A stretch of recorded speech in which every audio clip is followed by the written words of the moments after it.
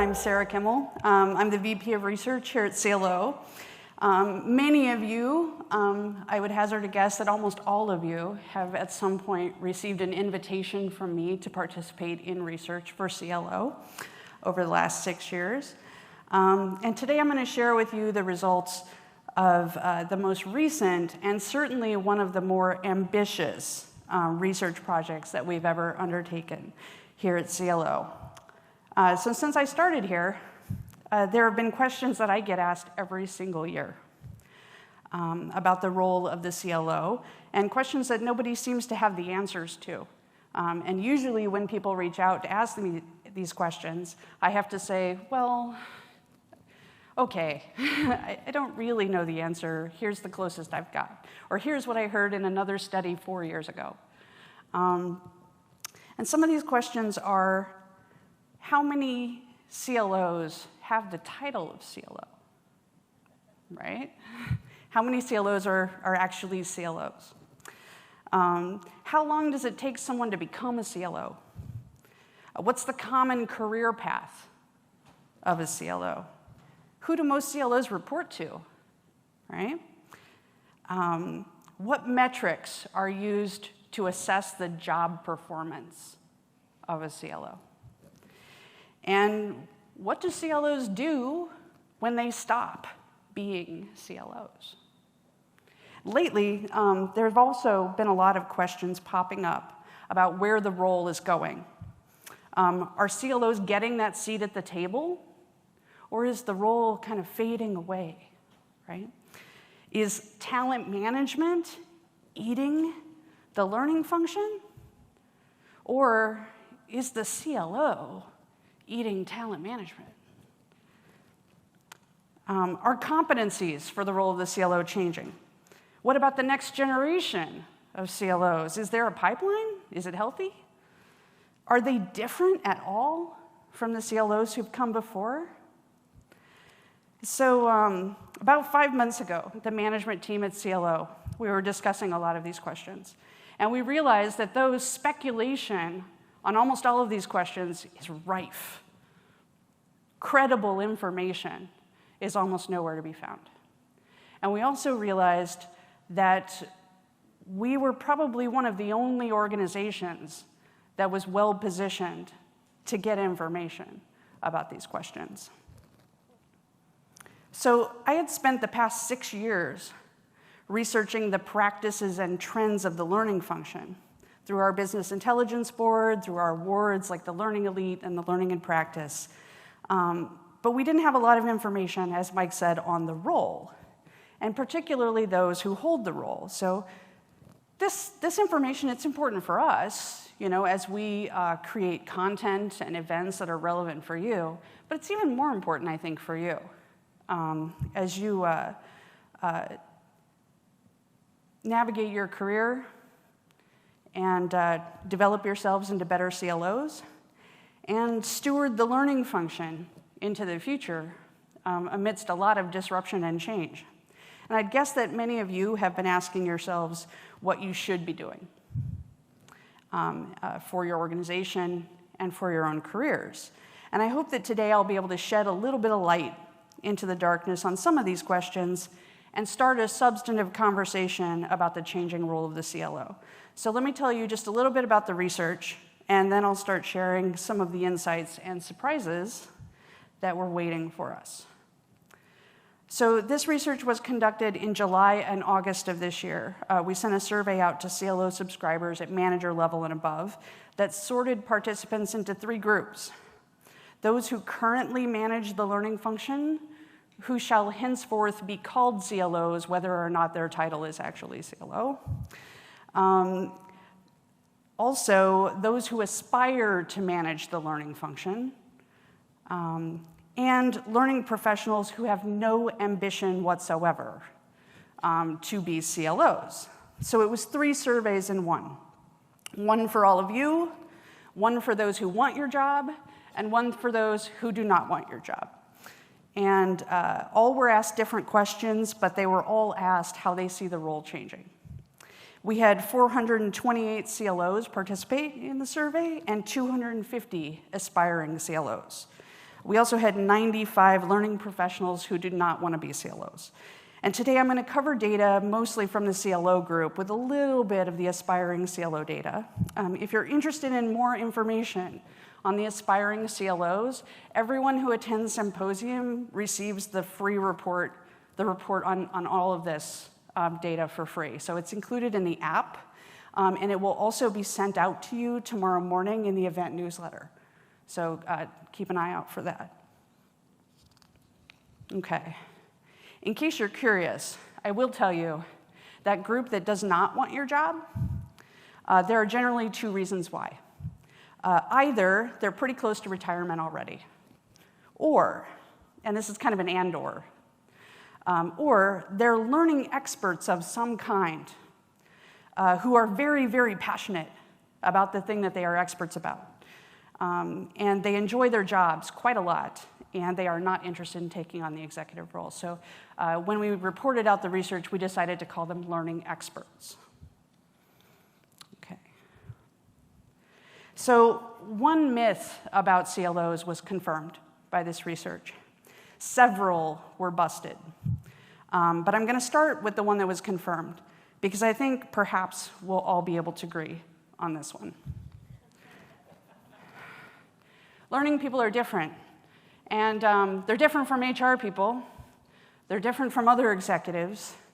And they're extraordinarily unique as a group. One of the ways that they're different is in educational attainment.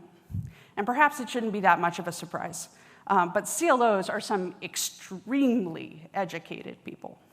93% of them have a bachelor's degree. 69.5% have at least a master's degree, and a whopping 16.7% have a doctoral degree.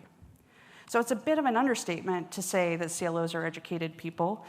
It would be challenging to find another executive role in which nearly 17% of people had doctorates. So the first thing to keep in mind about CLOs is that they appear to love learning a lot. The aspiring CLOs, by the way, are no different. They're all peas in a pod. Slightly less of them have doctoral degrees, 13%. But I guess give them a little bit of time. They'll catch up. We went looking into exactly what degrees CLOs have, because there's a lot of ongoing questions about whether CLOs are coming out of the business or learning background or MBA, like where do learning executives come from? And you'll notice here that CLOs on the whole seem to have degrees that are not in education and learning related fields. A plurality of them do. It's not uncommon at all, but even more of them don't. So first, let's take a look at the bachelor's degrees. Among the bachelor's degrees, there's a little bit of everything under the sun. There's learning and education degrees, some management and business, but also engineering, economics, psychology, marketing, international relations, microbiology. There's literature, political science, and even theater. If anybody's wondering if you can really make something of yourself with a theater degree. Here at the bachelor's level, we see the widest possible scope of degrees. Learning people start out in lots and lots and lots of different places, and then something happens to them. When we look at master's degrees, we start to see more concentration. Whatever happened to them that put them on the road to being CLOs involved a lot of them getting master's degrees related to education and learning. But also, we start to see a little bit of concentration among the non-education degrees. Lots of MBAs, business degrees, organizational development, psychology, but also plenty of wild cards still in here. Aviation, divinity, labor law, forestry. Many, and I'm not kidding, many of the respondents had to write me whole paragraphs to tell me that they had not one, not two, but 3 different master's degrees. And they told me about concentrations that they had, and they told me about cross-functional degrees. And at this point in the analysis, I really started to think of CLOs as Renaissance people. And here, at the doctoral level, we see that everything coalesces into a cluster of degrees that almost all relate to education, leadership, psychology, organizational development, behavioral science. Their interest in education has broadened in scope to include how organizations learn, function, and grow. It's learning not just at the individual level, but at the organizational level that has captured their interest. Broadly speaking, CLOs are scholars of organizational learning with business degrees.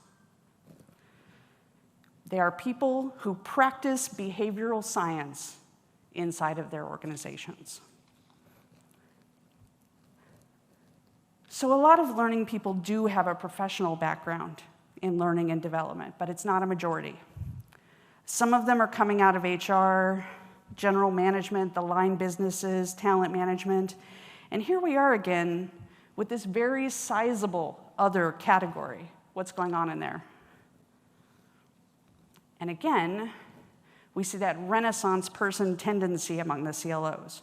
A lot of them have done some teaching in higher ed or the military. They've been engineers, marketers, consultants, salespeople, finance professionals, project managers, recruiters, and every conceivable kind of manager. Now, I'm going to switch gears here and tell you about 4 things that we learned in this research that defied our expectations and the conventional wisdom of the past several years. Myth number 1, CLOs really want to be CHROs or CTMOs or CEOs. And there's probably no other myth that I have heard repeated more often and with as much apparent sincerity over the past 6 years as this one. And when the data on this came back, it was a real check your priors situation. So let's take a look. We asked CLOs what their next likely career move was, and about 40% of them said they want to remain CLO. An additional 17.2% say that they want to be consultants. Now, I call this one the CLO for hire option. And another 12% say that they want to be a thought leader CLO. And I call this one the CLO emeritus option. So that's 69.1%. And only 7.6% of them say that they want to be CHRO. And all other options were less than 5%. We also asked them what their aspirational career goal was. So where do they want to end up at the end of their career? So when you tally this up, more than 60% of current CLOs say that the end point of their career will be as a CLO, a consultant, CLO for hire, or a thought leader CLO, CLO emeritus. CLOs, it turns out, really like being CLOs. And for the most part, they want to stay CLO or do other CLO-related things. So according to our data, the role of the CLO can be seen as a terminal career point, right? Maybe there's some insecurity there, about that, feeling like you should go on and do something else. But really and truly, it seems like CLOs really love being CLOs. Myth number 2. You may have heard this. CLO role facing imminent demise. Well, to paraphrase Oscar Wilde, the death of the role of the CLO has been greatly exaggerated. So let me unpack this a little bit. I remember vividly a discussion that I had with some veteran learning professionals more than 10 years ago about whether the broad trend was towards centralizing or decentralizing the learning function. And at that moment, they had been in the process of centralizing and were starting to get pushback from several geographies and business units that wanted more autonomy over local learning. And those who had been learning professionals the longest, the 25-year veterans, they pointed out that this question about whether centralizing or decentralizing is a trend, it's only a trend in the short term. In the long term, it's a cycle. So first, there's a push towards centralization to increase efficiency and leverage economies of scale, increase consistency across the organization, but at some point, the differences between business units and geographies make themselves felt. And then everyone starts talking about how we need to decentralize, allow different parts of the business to be more responsive to their market needs, become more flexible, local, and customized. And a while later, after decentralizing, everyone starts to gripe about how the organization is losing its culture. And everyone needs to have a common core for skills and values and create more consistency, emphasize what we all have in common, bring everyone together.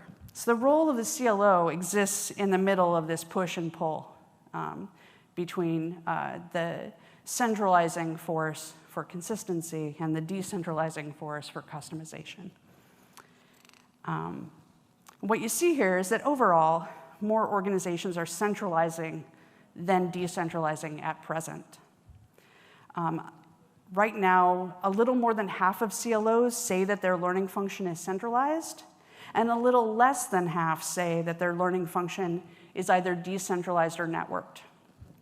Only 1 in 10 expects the learning function to be more outsourced in the next 3 to 5 years, and a mere 4.4% say that the CLO role will not exist at their organization in the next 3 to 5 years. So CLOs aren't going away, but what changes are coming for the role? So there is evidence that the head of the learning function has frequently got more on their plate than just learning and development. In fact, 46% of them say that they also manage performance management.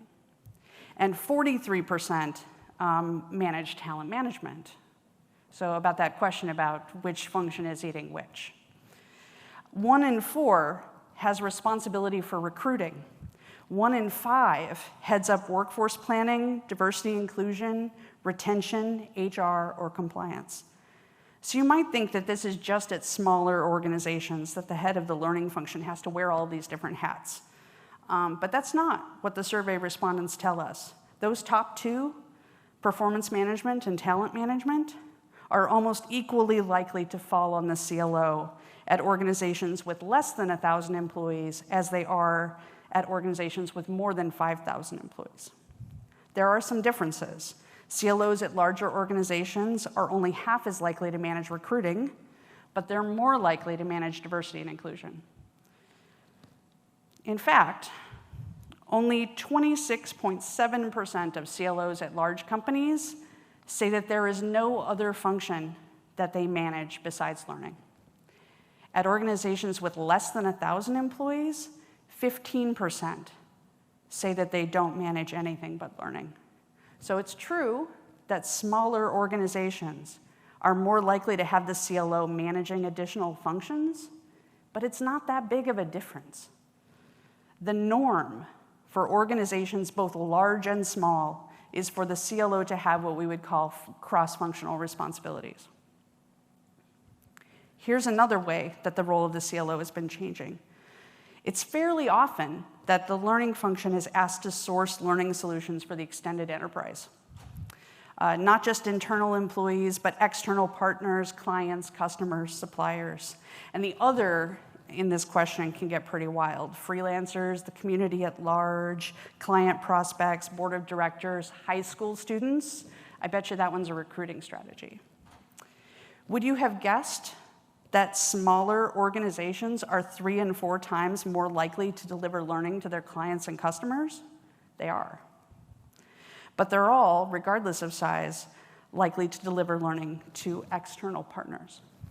And when you look at how many CLOs say that the learning function serves at least one of these extended enterprise groups, it's 48%, half.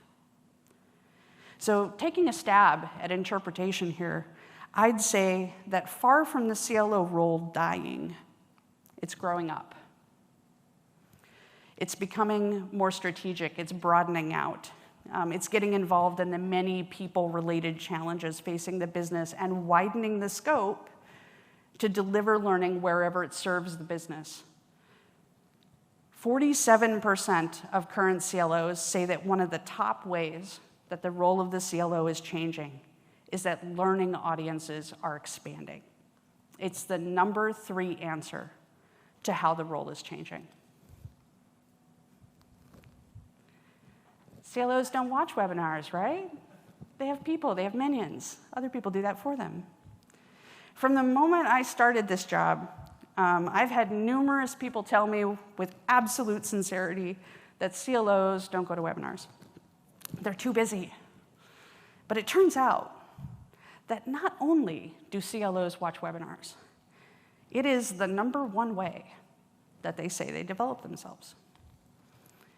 And just in case you're thinking that the CLOs of larger organizations must be the ones who aren't going to webinars, 75% of them say that they do. The CLOs at larger organizations are slightly more likely to say that they're networking with their peers, but they're just as likely to attend webinars, read trade publications, attend conferences, participate in trade groups, and implement an individual development plan. Remember, learning people are different, right? They really, really love learning. We here at CLO are glad to hear it. Okay, this one really surprised us. I was fully expecting a clear majority of CLOs to tell us that certifications were beneath them. I have had CLOs tell me that certifications were beneath them. But it turns out that only 1 in 4 think that. Nearly the same amount say that they are relevant, and more than half say that certifications are relevant for their role to some extent. That's 3 out of 4 CLOs who say that they see some use for certifications. That was a surprise. But the context here is where it really gets interesting.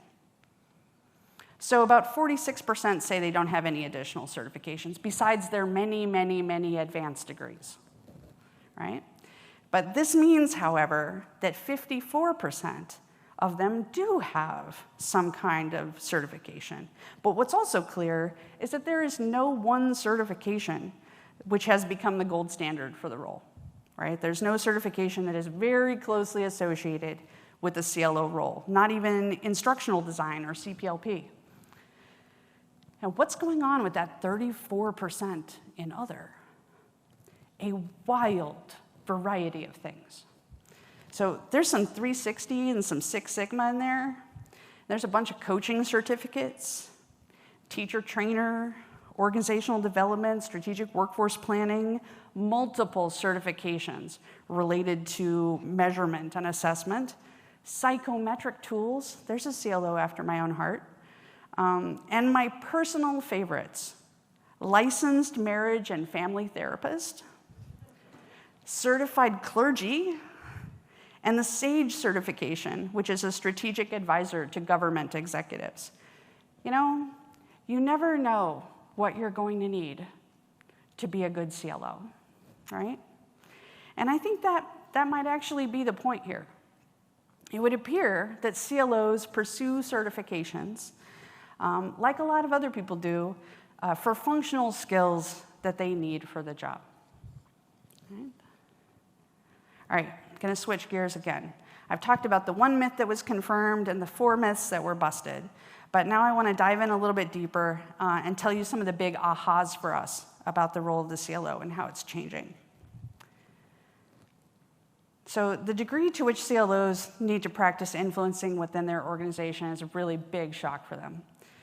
You know how learning people are different? and how something has clearly happened to them to make them obsessed with individual and organizational learning. And they have 1 million degrees and certifications, and they network like mad and read learning industry publications, go to conferences and webinars. Well, it turns out that people who are this passionate about learning might have a little bit of trouble understanding people who aren't.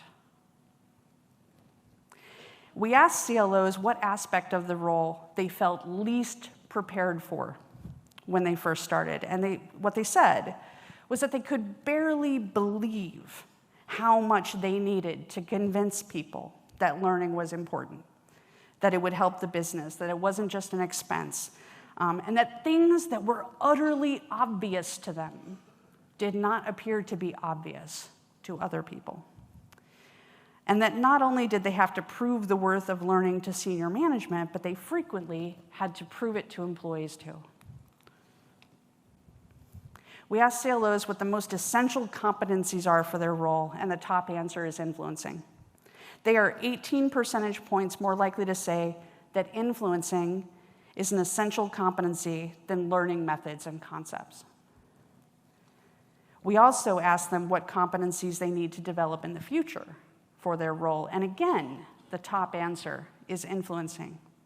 And in case you're wondering why technology isn't in here on this list, it's because we asked about it separately, which brings me to my next point. Technology competencies are the biggest skills gap for CLOs right now. So I'll come back to the information on this slide a couple of times, but the thing I'd like you to notice here is that the number one way that CLOs say the role is changing is the increased use of technology. And they're 23 percentage points more likely to say that than any other way that they see the role evolving. 3 out of 4 CLOs think that this is a very big deal. We also asked them whether their role as CLO would require them to increase their technical competencies in the future, and more than 90% of them said yes. So there's not very much noise in this signal. This is about as clear as you get from survey data ever. So how much technology are they currently managing in-house? Is this about vendor management, or is it about grappling with emerging technologies in their own backyards? And this starts to answer the question of why technology is such a pressing concern. Because although most organizations have some kind of learning technology outsourcing arrangement, 85% of them say that technology is at least 50% managed in-house. And 1 in 4 say technology is entirely in-house. So we asked CLOs how successfully the learning function is partnering with the IT function, and for the most part, they seem to think they're doing all right. About 77% of them say that they are very or moderately successful in partnering with IT. I will say, I did ask a question something like this 5 or 6 years ago, and these numbers were reversed. They were around the other way, where about 70% of them said they weren't really doing that great. So this is clearly something has changed here, but I'm still a little bit suspicious this seems like, they've kind of given themselves a B+. I don't know. I have to admit, I'm skeptical. My husband works in technical architecture and IT security, so you wouldn't believe the horror stories that I hear. What I'd really like to do is ask IT professionals how they think this partnership is going. And we might get some different answers there. But let's say it is going okay, right? What isn't, right? Why do 90% of CLOs think they need to increase their technical competencies? Why do they say overwhelmingly that this is the number one way that the role of the CLO is changing? Okay. We asked CLOs what the most critical technology gap was for them in their role as CLO. And about 20% say they have no system, no LMS, or they have very outdated technology. One respondent said their organization is using SharePoint as an LMS.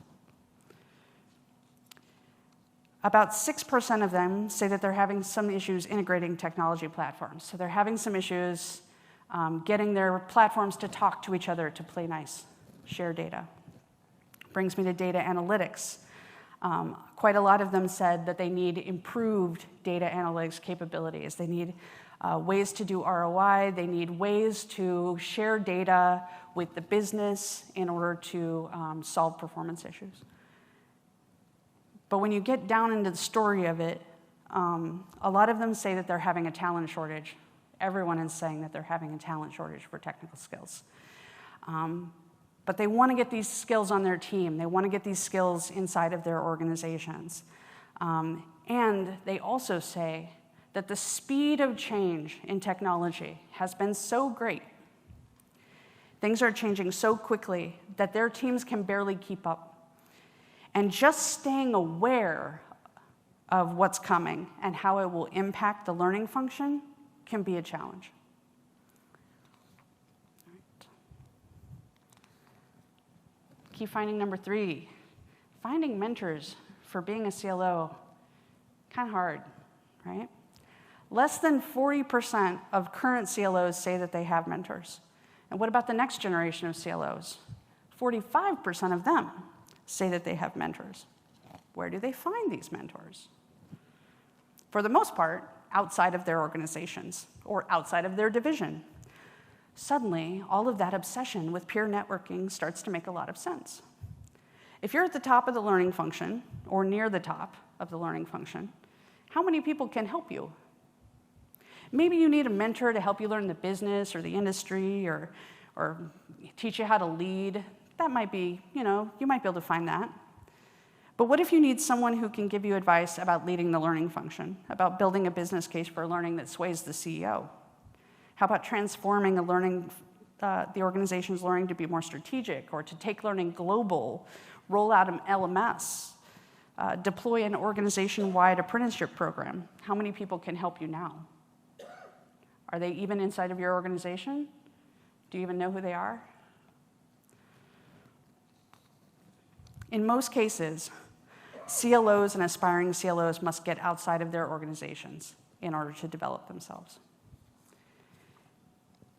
Key finding number 4, we asked questions about content curation on the survey on the hunch of one of the members of our editorial advisory board. And it turned out to be a really solid hunch. Because CLOs are already spending as much time, almost as much time, managing the curation of content as they are managing the creation of content. 53.4% of CLOs say that curating versus creating content is one of the major changes to the role of the CLO. It's the number 2 answer to how they see the role changing behind the increasing use of technology. And what we see here is that 30% of CLOs say that they spend the majority of their time related to curriculum curating content from outside sources and overseeing the delivery to their organization. An additional 23% say that they spend the majority of their time setting up on-demand learning avenues for employees. Less than half said that they spend the majority of their time related to curriculum, managing and delivering existing curriculum that their team has created. In the comments, many CLOs say that the pressure to increase efficiency and decrease costs is what is driving this move towards curation. But also, they don't want to waste time reinventing the wheel, right? If there's really good learning solutions out there already, why should they waste the time and effort of their team in recreating that for their own organizations? CLOs have a lot of other pressing priorities and challenges that they're grappling with, but there is also some unease here, right? If the CLO isn't overseeing the production of learning content, what are they, right? Are they consultants for their organizations? Maybe. Some CLOs are grappling with this. They're not quite sure how they feel about it. All right, I'm going to go quickly through some of those questions that I say that I get asked every single year. How long does it take to become a CLO?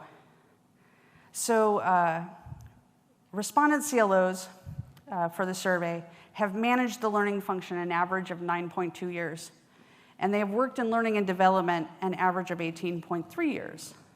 roughly, on average, it takes 9.1 years to become a CLO. And here's the crazy part. That's true no matter what size organization you're in.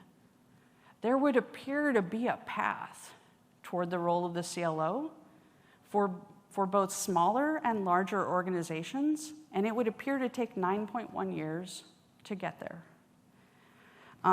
Figuring out what the steps of this path are is going to be part of next year's research. And if any of you happen to have ideas or thoughts about this, please find me over the next 2 days. I would love to talk about this.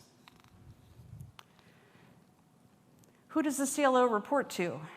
Overall, there are 2 likely places for the CLO to report, either to the CHRO or to the CEO. At larger organizations, the CLO is more likely to report to the CHRO. 36% of them report to the CHRO, while 14% report to the CEO. At smaller organizations, it's the perfect reverse of that.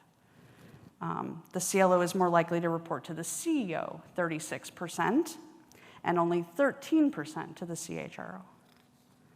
But taken together, those 2 reporting structures account for slightly less than half of all organizations. So CLOs have widely varying reporting structures depending on their organization. Among the larger organizations, many of the other reporting structures are to a VP or senior VP in HR, marketing, operations, sales. And in smaller organizations, it might be reporting to a VP of marketing, sales, or a director in HR. So a handful of those CLOs in smaller organizations pointed out to me that they report to themselves because they are also the CEO. That must be convenient. Okay. All right, who are the stakeholders and decision makers in the learning function? According to CLOs, the major stakeholder group for the learning function is the C-suite. It's the only stakeholder group identified by a majority of CLOs, and nearly twice as many CLOs say that the executive team are stakeholders for learning than any other group of stakeholders.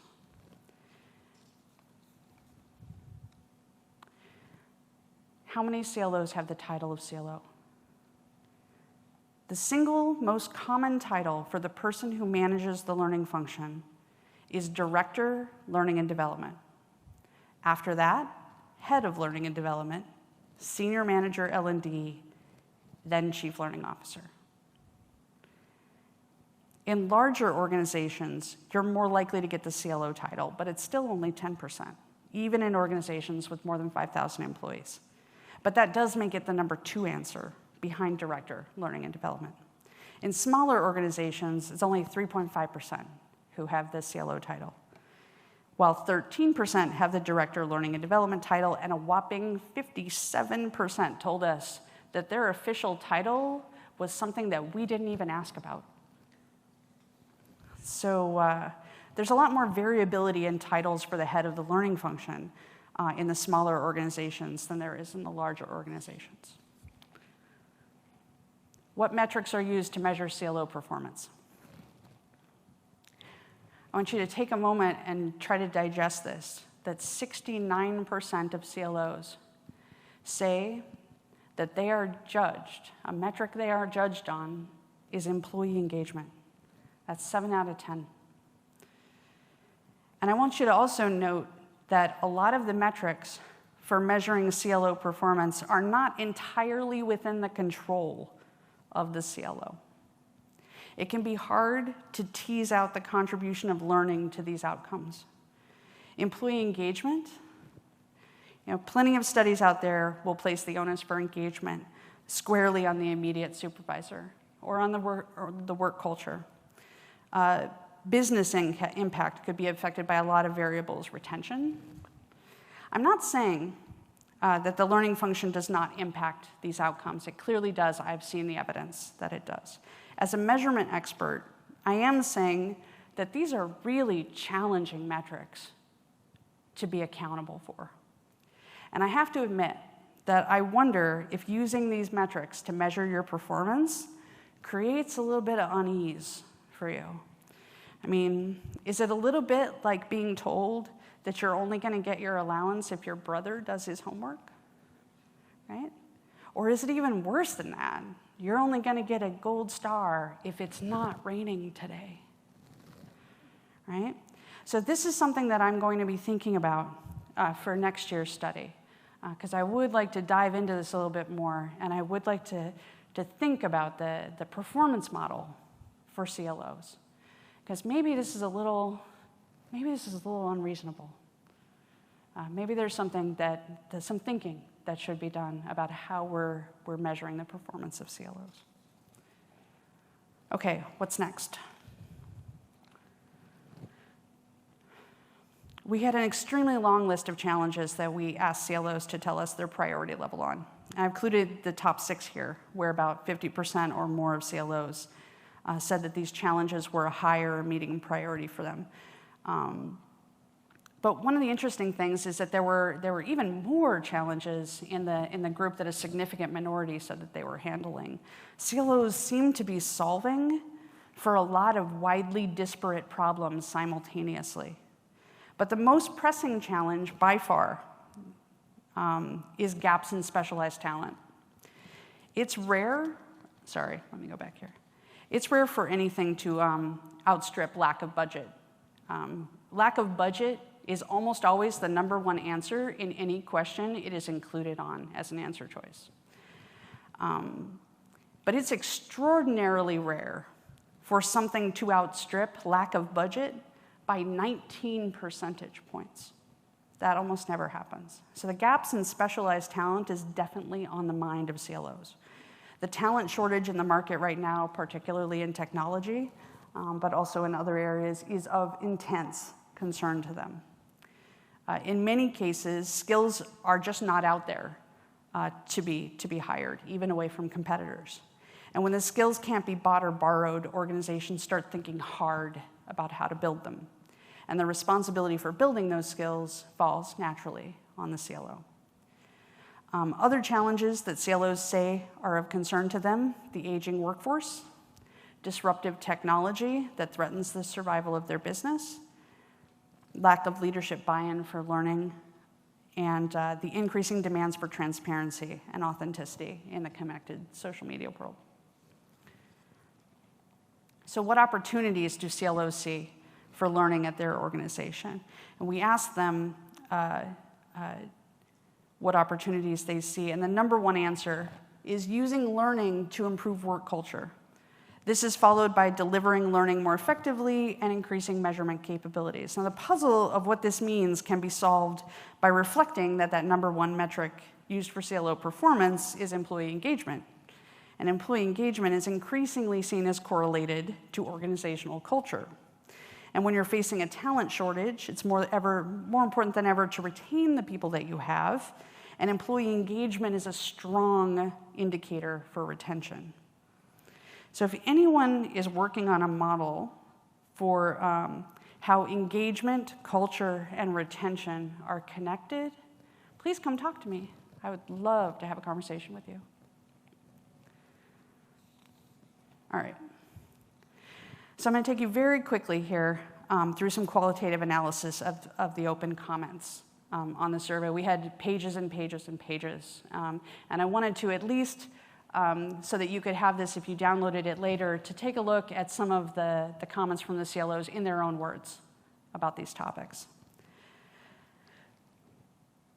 So we asked CLOs what aspect of the role they were unprepared for. I already told you about influencing. They were very surprised by how much politics was involved in the role of the CLO and how much they needed to convince both leadership and employees that learning was a valuable investment. Related to influencing, many of the CLOs said that the amount of marketing and communications required to articulate the value of learning, report on successes, get visibility for the learning function, that was a surprise for them. How much they would need to practice ROI, gather metrics, perform analytics. This was not only for convincing people of the value of learning, but also to make strategic decision-making about where and how to invest in learning. And they also say that grappling with culture has been a struggle. Either they're in the midst of change management for HR, or they're navigating a change towards a more digital culture, or they're confronted with the hidebound preferences of their learners. Many said that the degree to which they'd need to grapple with language issues across geographic barriers was also a shock for them. Finally, technology. CLOs say that technology changes have been massive and rapid. It's hard to keep up. It's hard to increase the sophistication of the technology their organizations are using for learning.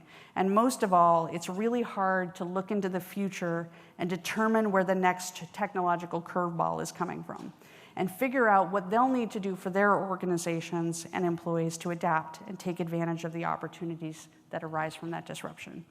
So a significant number of CLOs mentioned AI, machine learning, VR. It really surprised me. I wasn't expecting that many to already be grappling with it, but they are. We also asked CLOs what the biggest change for the role would be in the next 3 to 5 years. This is a little bit like looking into a crystal ball. There was a lot of noise in this data. But we did have 3 answers that kind of floated up to the top. First, they say that the role of the CLO is growing in scope. It's going to be more strategic, more consultative, going to reach out across functional and organizational silos to create organizational impact. Some are pessimistic, and I think the role will be diminished by focusing more on curation than creation of learning content. And some are optimistic, and they think that the role will become more comprehensive and strategically important. Some of them even think that the role is going to become more important than CHRO. Technology. CLOs are very, very aware that if they don't have technical competencies, they're not going to succeed as CLOs in the future. They see more change coming, possibly more change than we've already had. Again, several of them were already grappling with AI, other emerging technologies, and trying to determine what this means for their organization and the learning function. And finally, alignment with the business. CLOs see learning becoming more tightly embedded into the business. They think in the future, learning will be more integrated with work, that learning will be more focused on performance development, that it will be more strategic. So I'm going to end here with the top ways that CLOs say that the role is changing. The number 1 way is the increased use of technology. The number 2 way is that there's going to be more curation versus creation of content. And the number 3 way is expanded audiences for the learning function. Almost in a dead tie with it is modernizing legacy processes. So the role is growing in scope. The role is growing up.